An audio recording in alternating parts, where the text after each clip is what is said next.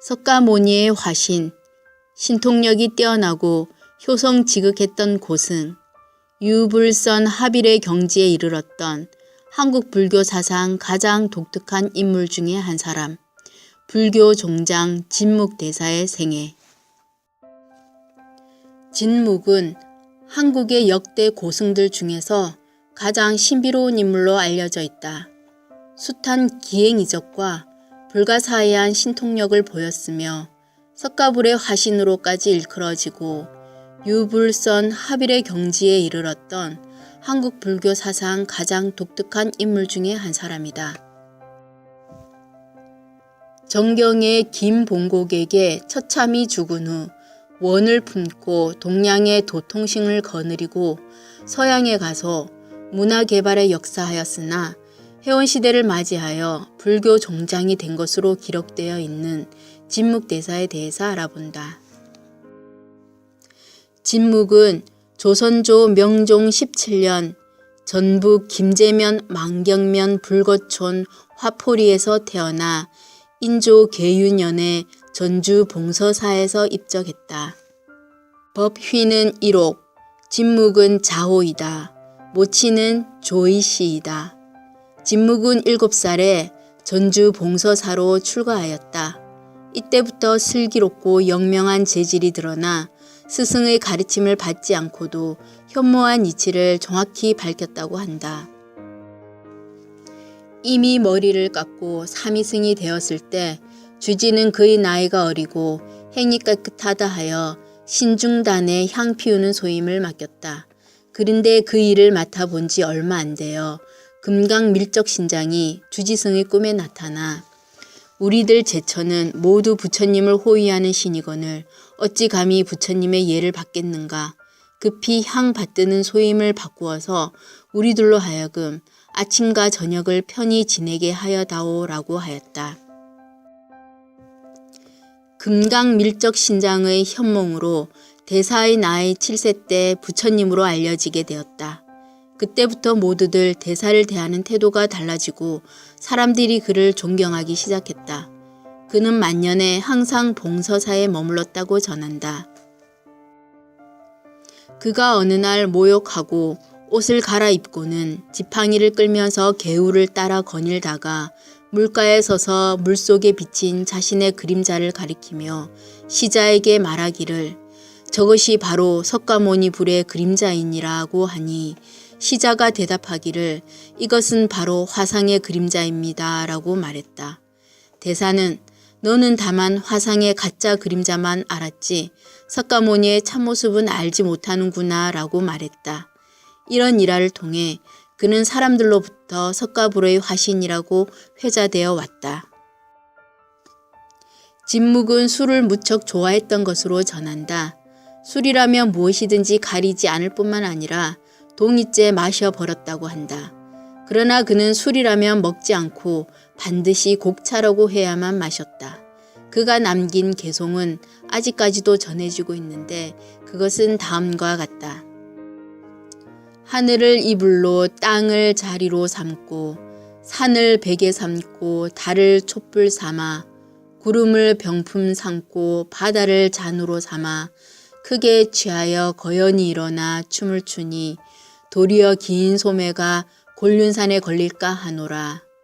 그가 주로 거닐던 만경평야는 그야말로 비산비하의 지대로서 비승비속지간에 승속이려의 경지를 펴기에 알맞은 곳이라고도 한다. 진묵의 탄생지와 활동 무대가 이곳이었다는 점도 깊이 음미해 볼만한 대목이 아닌가 한다. 이러한 지역에서 그는 농사꾼들과 혹은 유생들과 어울려 기행이적을 보이고 때로는 학문을 논하며 유불선 어느 하나에 매이지 않았던 것이다. 그의 신통력은 당시 시들어가는 불법의 진수를 드러내는데 중요한 몫을 했던 것으로 생각된다. 그의 이 같은 신통력은 일반 대중을 대상으로 한 것이었지만 수도승 자신들의 정수리를 내리치는 듯한 것도 눈에 띈다. 대사가 어느 때 모악산 대원사에 머물고 있을 때이다. 그는 식사 때마다 줄곧 거칠은 밀기울만 물에 타서 먹곤 하였다. 그것을 싫어한 중승들은 그 밀기울을 먹지 않음은 물론 그를 박대하여 그 밀기울에 오물을 넣어 더럽혀 놓기까지 했다.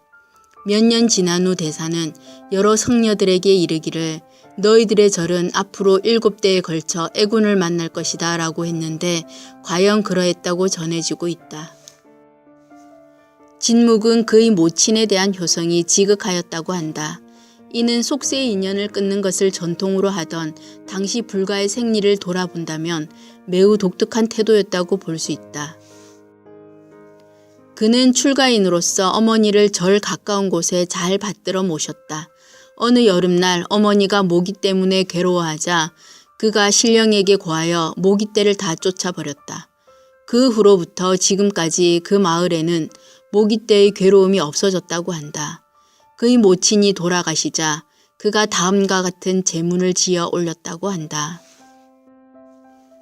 10달 동안 태중에서 길러주신 은혜를 어찌 값사오리까. 스라에서 3년을 키워주신 은혜를 잊을 수가 없나이다. 만세를 사시고 다시 만세를 더 사신다 해도 자식의 마음은 오히려 만족지 못할 일이온데 100년도 채우지 못하시니 어머니 수명이 어찌 그리도 짧으시옵니까.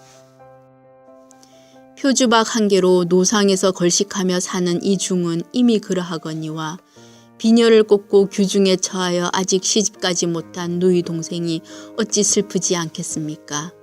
상단 공양도 마치고 하단 제사도 마치고 중들은 각기 방으로 돌아갔으며 앞사는 첩첩하고 뒷사는 겹겹이 온데 어머니의 혼신은 어디로 가셨습니까. 아 슬프고 슬프도다. 간결하고 애절한 명문장이다.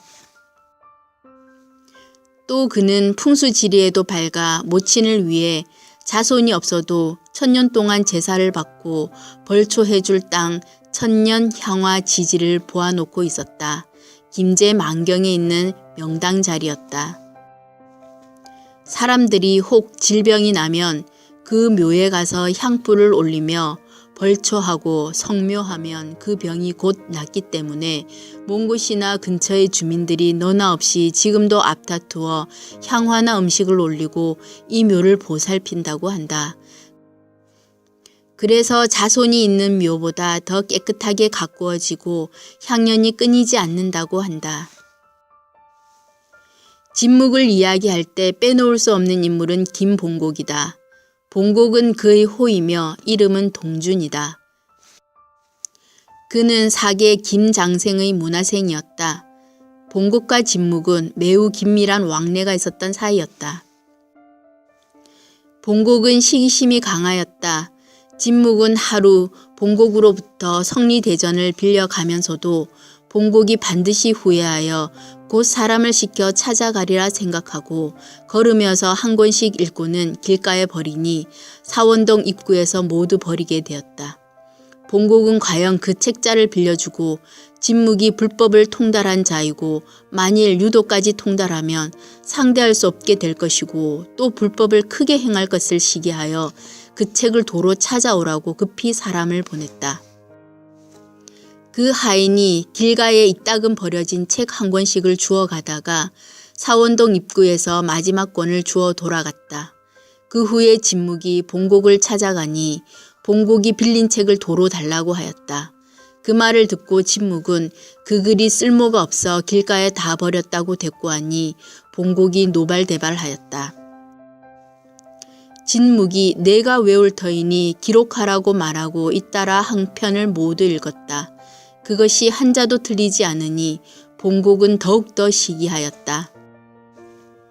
그 후에 진묵이 상좌에게 내가 파리를 한정하고 시혜로서 인도국에 가서 범소와 불법을 더 익혀올 것이니 방문을 여닫지 말라고 엄하게 이르고 입적하였다. 봉곡이 이 사실을 알고 절에 달려가서 진묵을 찾으니 상좌가 출타 증임을 알렸다. 봉곡은 상자가 말렸으나 억지로 방문을 열었다. 봉곡은 진묵의 상자에게 어찌하여 이런 시체를 방에 그대로 썩게 하느냐. 중은 죽으면 화장하나니라 고 말하면서 마당에 나무 더미를 쌓아놓고 화장하니라. 봉곡은 살 한 점도 남기지 않고 모두 태웠다. 진묵이 이것을 알고 돌아와 공중에서 외쳐 말하기를 너와 나는 아무런 원수진 것이 없음에도 어찌하여 그러느냐고 말했다. 상좌가 자기 스승의 목소리를 듣고 울기에 봉곡이 저것은 요괴의 소리라. 듣지 말고 손가락 뼈 한마디도 남김없이 잘 태워야 한다고 말하니 진묵이 소리쳐 말하기를 내가 끝까지 그런다면 너의 자손은 대대로 호미를 면치 못하리라 하고 동량의 모든 도통신을 거느리고 서양으로 옮겨갔도다. 진묵은 천상에 올라가서 온갖 묘법을 배워 인세에 그것을 베풀고자 하였으나 김봉곡에게 차목히 죽은 후에 원을 품고 동량의 도통신을 거느리고 서양에 가서 문화개발에 역사하였으나 해원시대를 맞이하여 불교 종장이 되었다. 이는 상제께서 그를 해원시켜 고국으로 데려와서 성경 건설에 역사케 함이었다. 이 일화는 김제 지방에 전해져 오는 이야기이며 실제로 만경장 강줄기가 봉곡이 살던 마을에서 다른 쪽으로 흐르게 되었다고 한다. 진묵은 불가에 기이한 몸이면서도 모친에 대한 효성이 지극하였고 종교의 본의를 알고 살아서는 중생교화에 세인들의 기감이 되었고 죽어서도 인류를 위해 노력을 아끼지 않는 열정으로 여러 사람의 흠모와 추앙을 받고 있다. 멸했으면서도 멸할 수 없는 그의 발자취가 혼미에 빠진 오늘의 세상을 크게 빛나게 할 날이 있으리라.